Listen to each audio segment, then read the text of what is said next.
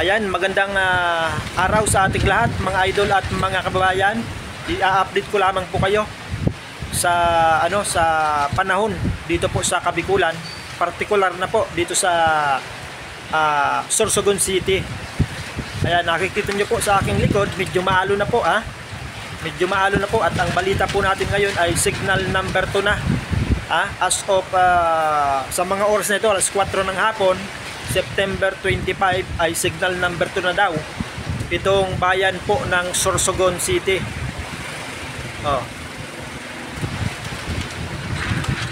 So ang balita po natin, mamaya daw na gabi or bukas ng madaling araw ay mananalasa itong si Bagyong Upong dito po sa Kabikulan.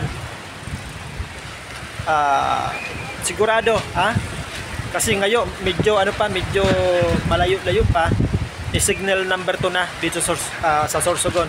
Paano pa kaya kung talagang malapit na?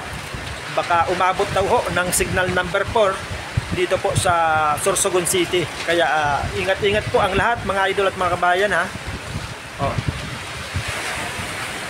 Nagpaparamdam na po si Bagyong Upong.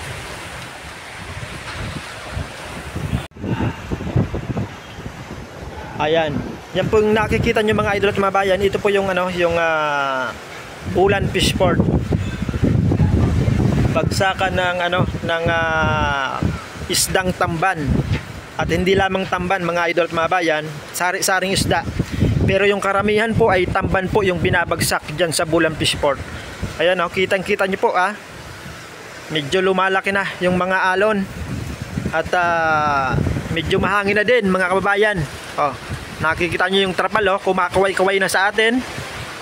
At pangilan-ngilan na lang yung nakikita nating tao na mga nasa labas. At kung mapapansin nyo din po, wala na hong bangka, tinago na sa suba. Itinago na, pinasiguro na.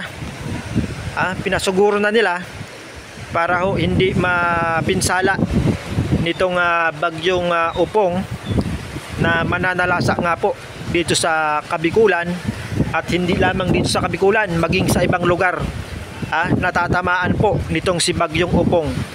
So ingat-ingat po mga idol at mga bayan, lalong-lalo na po dito sa atin pong mga kababayan na mga Bicolano.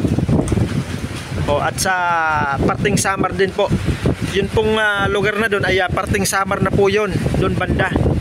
At ito pong isla na katapat ng Sorsogon, Bulan, ay yan po yung Masbate. Naandyan po yung San Fernando, nandyan po yung San Jacinto Masbate at Monreal. At sa bandang dulo ay San Miguel po mga kababayan. So parting Tikaw Island na yan. Ayan, ito po yung lugar namin dito sa Sorsogon.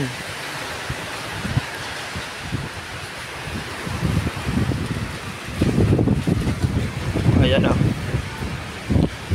So hanggang dito muna yung ating update, at mag-update ulit tayo baka mamaya or bukas sa lagay ng panahon dito sa Sorsogon City. So maraming salamat at ingat po tayong lahat mga idol at mga babayan.